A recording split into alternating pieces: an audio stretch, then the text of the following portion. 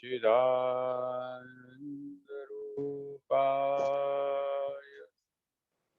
विश्वोत्पत्त्यादिहेतवे तापत्रय विनाशाय श्रीकृष्णाय वयं नमः। श्रीकृष्णाय नमः। श्रीकृष्ण।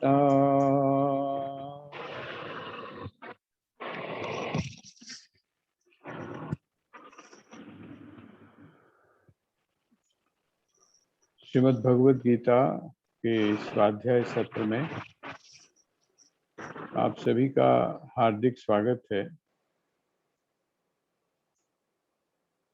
हम चर्चा कर रहे हैं 8वें अध्याय की, और 8वें अध्याय में भी श्लोक नंबर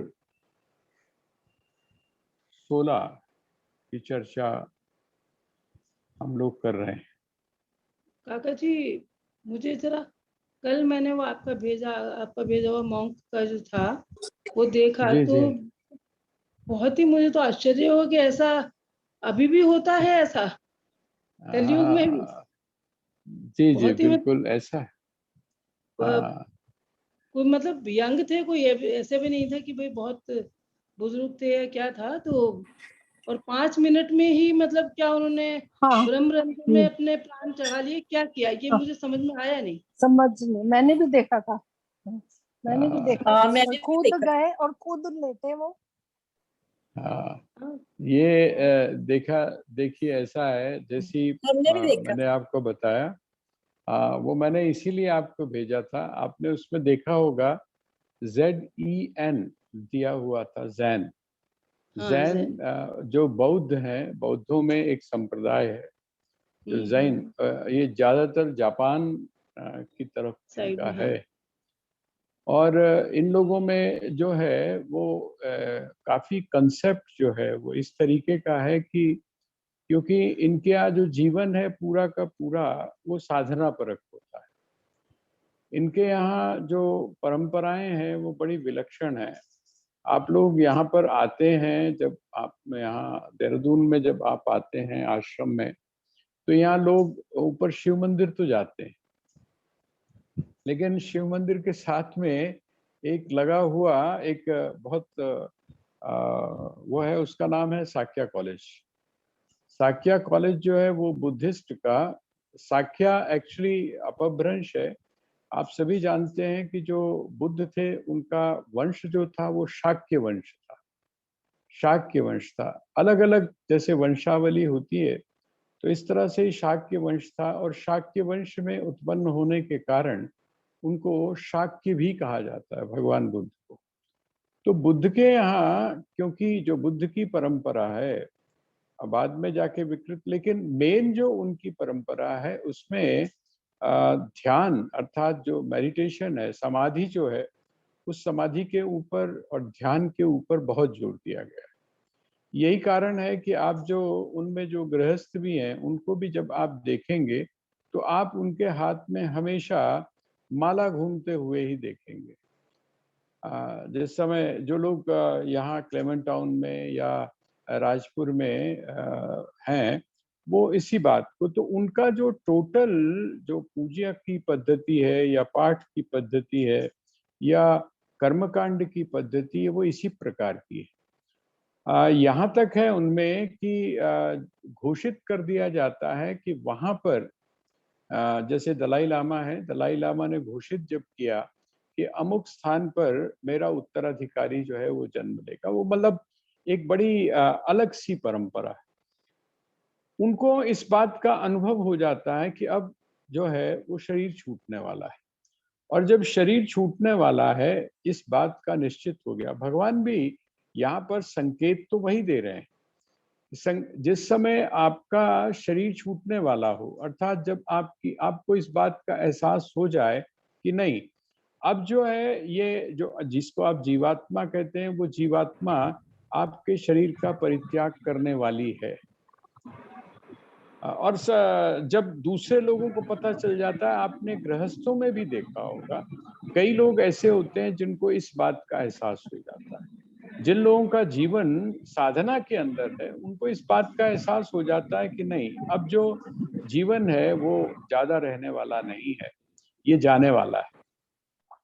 जिस समय इस तरह की स्थिति का अंदाजा हो जाता है, अर्थात जो प्रारब्ध कर्म है, प्रारब्ध कर्म का क्षय हो रहा है, इस बात का जिस समय अनुभव साधक को होगा। देखिए, हम लोगों को, जो लोग अपने जीवन में साधना छुटपुट रूप से करते हैं, या जो लोग बाहर के कर्मकांड और इन सब चीजों में उलझे हुए हैं, उनकी बात मैं नहीं कर रहा हूं। लेकिन जो जैसे जैसे भगवान ने भी यहाँ पर जो लक्षण बताए हैं कि कौन सा व्यक्ति ऐसा है, कौन सा साधक ऐसा है जो इस प्रकार की प्रयाण काले मनसा चले न, जैसे कहा, अब प्रयाण काल जो है, जिसको पता ही नहीं चल रहा है कि मैं जा रहा हूं, वहां पर भी वो क्या कर रहा है, जबरदस्ती कर रहा है। मैं आपको एक बड़ा छोटा अपने यहाँ मिशन का ही एक एग्जाम्पल देता हूँ। अभी हम लोग परसों जो हमने कार्यक्रम किया, तो आप सभी जानते होंगे, एक हमारी बहन है नीलम दीदी, उनके बारे में हमने पूछा। उनको पता नहीं था, और उनके दांतों में जो है दाढ़ जो थी, वो दाढ़ के अंदर ये जो पीछे का जो समय बीता है ट्रीटमेंट, अब यही मानते हैं कि ट्रीटमेंट ठीक नहीं हो पाया या जो भी कुछ हुआ, तो उनको स्किन का कैंसर हो गया। स्किन का कैंसर हो गया, और जो उनके साथ में रहती हैं वो ये बता रही थी कि जब उनको डॉक्टर्स के पास में ले गए, तो वो डॉक्टर पूछते हैं क्या ये कुछ खाती हैं? उनका हाँ खाती। उनका इनको बहुत पेन तो बहुत जबरदस्त होता होगा। तो वो जो उनके साथ में थी वो कहती नहीं नहीं, हमने तो कभी उनको दर्द के अंदर कराहते हुए या तड़पते हुए नहीं देखा। ये एक स्थिति है आपकी, जो आध्यात्मिक स्थिति है। और इसका पता क्या चलता है? इसका पता तभी चलता है जब हम उस स्थिति में पहुंचते हैं। नहीं तो हम सभी अपने आप को क्या मानते हैं? आध्यात्मिक मानते हैं। हम सभी अपने आप को धार्मिक मानते हैं। हम सभी अपने आप को आस्तिक मानते हैं। लेकिन उनका जो ट्रीटमेंट है वो चल रहा है, और उनको वो क्या बता रही थी, जो उनके साथ में उनकी सहेली है शर्मिला दीदी, वो बता रही थी कि उनको कोई इस चीज की चिंता नहीं। वो बिल्कुल ऐसे हैं जैसे मानसिक रूप से पूरी तरह से तैयार हैं। उनको बहुत सारी चीजें लोगों ने सुझाव दिया, पर वो कहती हैं कि नहीं, मैं अपने आप को फंसाना नहीं चाहती। ये जो एक आपकी जो एक आध्यात्मिक जो प्रोग्रेस है, आप इस स्तर पर पहुंच जाएं। और मैं आपको अगर बताऊं तो आपको आश्चर्य होगा, उन्होंने एक मुझको चिट्ठी लिखी है, चांस की बात है कि मेरे जेब में भी अभी रखी हुई है। स्वामी राम के एक एक चीज है जो उन्होंने मेरे को कहा कि इसके ऊपर आप जो है वो स्वामी जी का चित्र करवा के और आप इसको प्रिंट करके मुझे दो।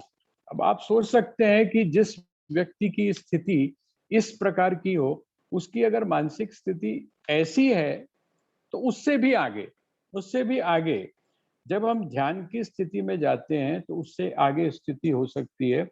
ये दिया हुआ है भावांजलि, मैं पढ़ के सुना रहा हूँ। मैं इसलिए सुना रहा हूँ ताकि हमको ये पता चले कि नहीं, हमारे आसपास भी कुछ इस तरह के लोग हैं या कुछ इस प्रकार के साधक हैं जो समर्पित रूप से हैं।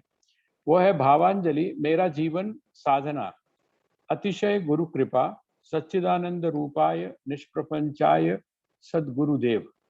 अभिप्सा कि इतनी यह हो मेरी किस्मत तो तुझसे। ये स्वामी राम के की 4 लाइनें हैं।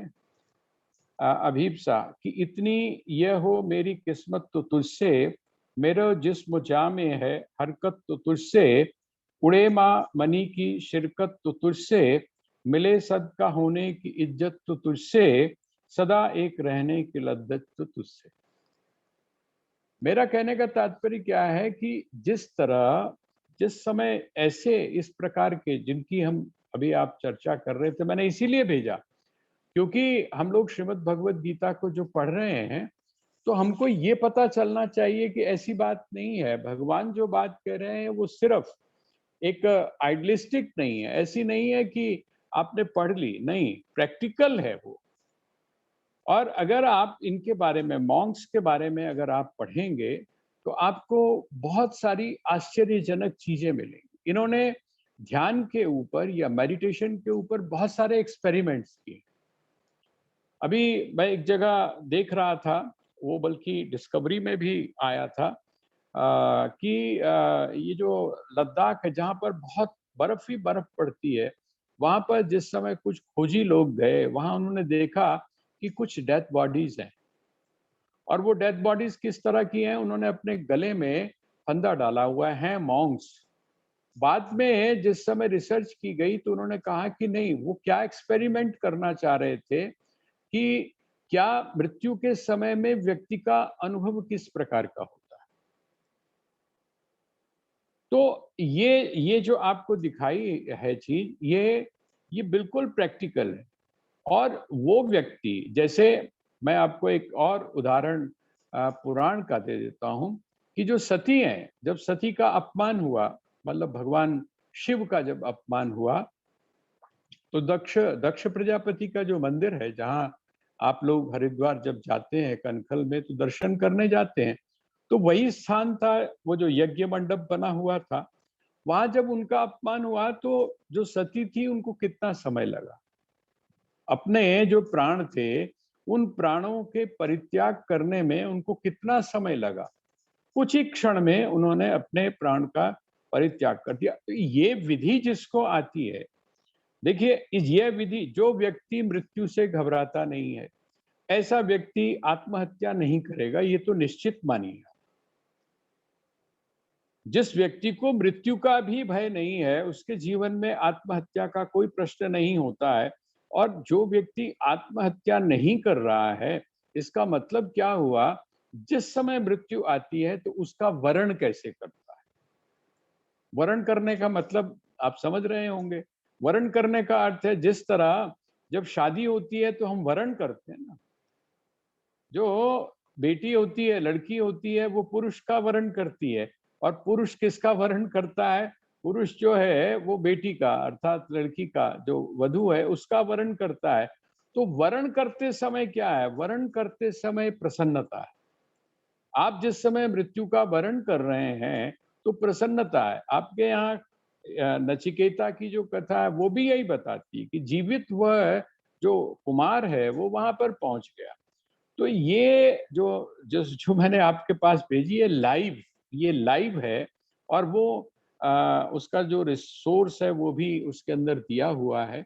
और मुझे लगता है कि इस तरह की जो चीजें हैं वो बताती हैं कि किस तरह से हम उसका एक्सपेरिमेंट, लेकिन जैसा मैंने आपको बताया उनकी बैकग्राउंड,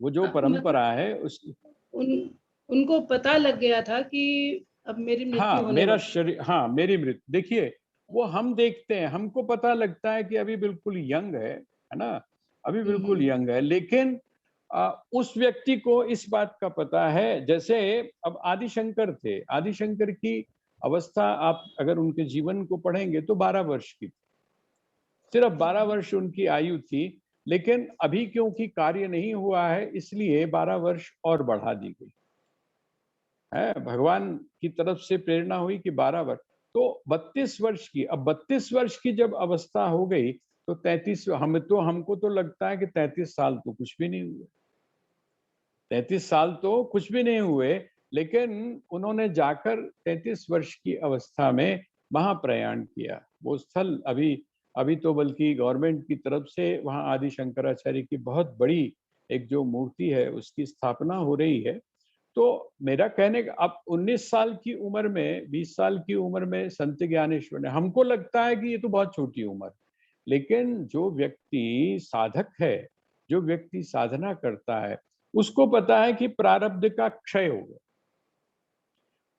अब उसमें अवस्था का नहीं है, प्रारब्ध का क्षय हो गया। ये जो हम जो प्रसंग हम पढ़ रहे हैं यहाँ पर भी क्या है, वो जो समय का जो अंतराल है, आप ब्रह्म भुवनान लोका, कि वो जो ब्रह्मा जो है, वो ब्रह्मा की आयु देखिए, पता ही ना, उनका एक दिन कितने समय का है और एक रात कितने समय की है, और हमारी उसके सामने क्या कोटि है, हम कौन सी स्थिति में हैं।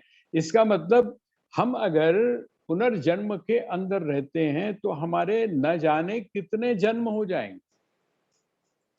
अगर हम 100 को डिवाइड करें और वो जो एक एक जो चतुर्युगी है उसके साथ जोड़ें तो एक चतुर्युगी में ही, अर्थात जो ब्रह्मा का एक दिन है उसी में हमारे पता नहीं कितनी बार जन्म हो गए।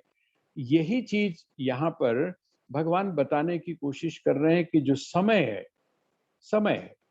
आपने एक चीज और देखी होगी कि समय, घड़ी तो चलती रहती है। घड़ी जो है, घड़ी तो उसमें जो मिनट और सेकंड्स हैं उनका तो एक निश्चित वो है, लेकिन आपने देखा होगा कि जब आप सुख में होते हैं, सुख में होते हैं तो आपको समय का पता नहीं चलता है, लेकिन जब आप दुख में या तकलीफ में होते हैं तो एक एक पल जो है वो काटना आपके लिए मुश्किल हो जाता है। तो ये जो टाइम है, ये टाइम आपके चित्त के साथ में, आपके उसके साथ जुड़ा हुआ है। यहाँ पर भगवान ये जो जो प्रसंग हमारा चल रहा है उसमें वो यही बात आपको बता रहे हैं कि ये जो चाहे ब्रह्मा है, चाहे कोई भी है, जिसकी आकृति है, जिसकी आकृति है, जिसका कोई ना कोई रूप है, जो पदार्थ के रूप में या एनर्जी के रूप में आकार ले लेता है, वो क्या होता है, वो नश्वर है, वो समाप्त होने वाला है। तो जब वो समाप्त होने वाला है, हम लोग आमतौर पे जिस समय गुरुवाणी पढ़ते हैं तो गुरुवाणी में क्या, राम गयो रावण गयो जिनको बहु परिवार, है ना। इसका मतलब क्या हुआ कि ये भी ऐसे भी चले जाते। मुझे याद है जब हम लोग एक बार बड़े महाराज जी के साथ, डॉक्टर किशोरदास स्वामी जी के साथ जा रहे थे, तो दिल्ली की बात है। तो दिल्ली में जब हम वो किले के पास से गुजरे जहाँ आजकल जू बना हुआ है, चिड़ियाघर बना हुआ है, वहां से जब हम गुजरे तो स्वामी जी कहते हैं ये क्या है। हमने कहा जी ये ऐसे ऐसे किला है। तो उनके मुख से एक बात बड़ी विलक्षण सी निकली। वो कहने लगा, अच्छा यही वो स्थान है जहां पर किसी जमाने में भगवान कृष्ण का रथ आता हो, यही वो स्थान है। अब आप सोचिए, यहाँ पर वो स्थान है। कहते हैं अब क्या होता है यहाँ। तो हम लोग अब थोड़ा सा दूसरे माहौल में थे। हमने कहा जी आजकल यहाँ पर चिड़ियाघर बना हो। तो समय का जो परिवर्तन है, वो समय के परिवर्तन को भगवान यहाँ पर बता रहे हैं कि आप इस बात को ध्यान में रखिए कि जब आप क्षणिक वस्तुओं के साथ में अपने आप को जोड़ते हैं, आप शरीर मानकर चलते हैं अगर, तो शरीर अगर आपका ब्रह्मा का भी हो जाए तो भी ये ध्यान रखिएगा कि वो जाने वाला है। जब नचिकेता यमराज के पास पहुंचे, बहुत सारे प्रलोभन दिए, तो उसने, नचिकेता ने यमराज से यही बात कही कि कोई बात नहीं, आप मुझको इतने 1000 वर्षों की आयु दे रहे हैं, आप मुझको सारे भोग दे रहे हैं, आप मुझको सारे भोग के साधन दे रहे हैं, है ना।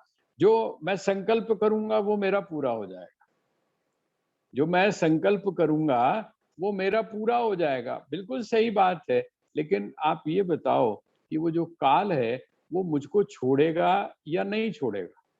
मैं काल की जो सीमा है उसमें आऊंगा या नहीं आऊंगा, मैं कालातीत होऊंगा या काल के चक्र में ही पड़ा रहूंगा। तो अब इसका तो कोई जवाब नहीं है। तो उन्होंने कहा कि नहीं भाई ये तो रहेगा। तो उसने कहा क्या फर्क पड़ता है, मौत चाहे 10 वर्ष के बाद में आनी हो, चाहे 20 वर्ष के बाद में आनी हो, चाहे 100 वर्ष के बाद में आनी हो, या फिर जैसा यहाँ पर भगवान बता रहे हैं कि वो क्या है। कहते हैं कि जो ब्रह्मा है, ब्रह्मा की भी आयु यदि आपको मिल जाती है तो आयु तो आयु है, उम्र तो उम्र ही है ना। वो उम्र चाहे जितनी लंबी हो, लेकिन वो उम्र ढलेगी जरूर, वो उम्र समाप्त जरूर होगी। तो भगवान ने ये यहाँ पर संकेत दिया, आप ब्रह्म भुवनान लोका पुनरावर्तिनोर्जुना, कि ब्रह्मा पर्यंत जितने भी लोक हैं वो सारे क्या है, पुनरावर्ती। पुनरावर्ती का अर्थ क्या है? पुनरावर्ती का वापस आने वाले, वहां से आपको वापस आना होता है। कहाँ वापस आना होता है? तो कहते हैं जब वो नश्वर हैं, समाप्त होने वाले हैं, तो जब वो विनष्ट होते हैं तो आपको वापस आना। 5 साल का समय किसको दिया गया है? ये जो हमारे इलेक्शंस होते हैं 5 साल का समय है। अब वो 5 साल का इलेक्शन है तो भाई कितना जोर मार लोगे?